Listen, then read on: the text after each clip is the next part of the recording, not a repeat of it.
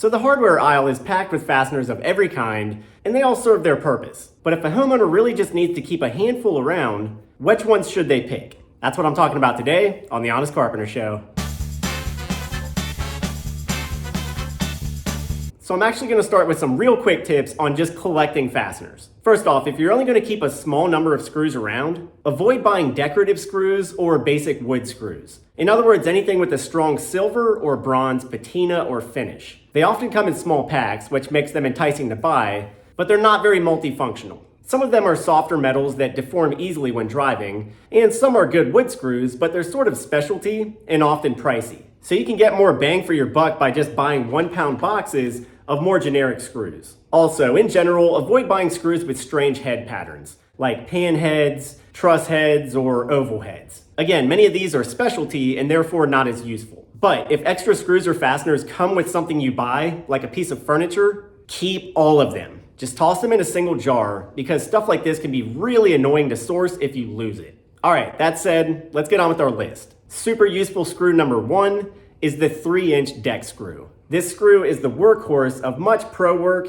and DIY work. Deck screws are often gray or tan because they tend to be either stainless steel or copper coated in an epoxy layer. That layer is what gives them this paint looking finish. Deck screws are great for all sorts of exterior applications because this epoxy layer makes them resistant to corrosion. And 3 inches is just a great catch-all length. They can attach rails to fence posts and handle a wide variety of other duties with bulky exterior lumber. And they work just as well for quick interior shop framing. If you're working with kiln-dried 2x materials for projects, you can just use 3-inch deck screws. You may sometimes have to toenail them a little bit to avoid punch through, but that's not too hard. And they don't have quite as much shear strength as nails, which I've talked about in other videos, but for most lightweight framing projects, they're extremely useful nonetheless. For that reason, useful screw number 2 is the 2-inch deck screw. Just a shorter version of the first, the 2-inch is a necessary step down from the 3-inch. This length catches a wide range of applications that 3 inches may be overkill for, like attaching treated 1x, which has become very common for fencing and exterior decoration. Really, any material thinner than 2x is eligible for use with 2-inch screws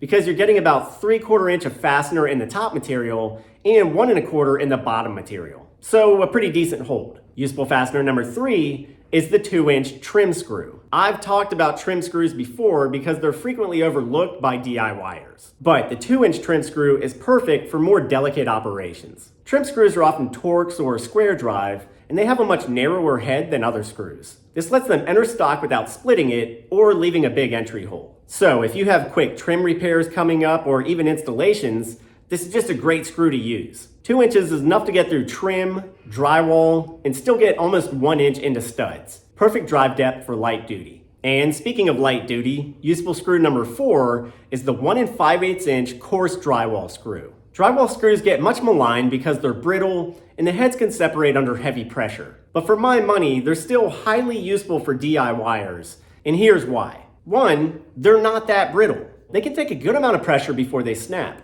Furthermore, they're thin with a fine bugle head, so they're really easy to drive and sink. They can handle all sorts of light-duty wood projects, plus they're obviously great for drywall repair. 1 5/8 is a great catch length because they can handle 1/2 inch drywall and 5/8, which you often see on garage ceilings and in some bathrooms. And for really thin applications, I like our 5th option, the 1 inch coarse drywall screw. Sometimes you're only attaching really thin stuff, like paneling on the back of a lot of cabinets. You need shorter fasteners here, and the 1 inch drywall screw is as good as any. Again, they're so thin that they drive very easily, and that bugle head lets them lie very flat in a slight countersink, so they won't bulge your wood or stand out. You need a good tiny screw alternative, and I'm yet to see a better, more widely available one than this. And for super thin materials, you come to our 6th option, the 1/2 inch gutter screw. Very few screws work well with sheet metal, but these little guys are great. You can drive them through metal gutters and downspouts, and they pin components together just like a rivet would.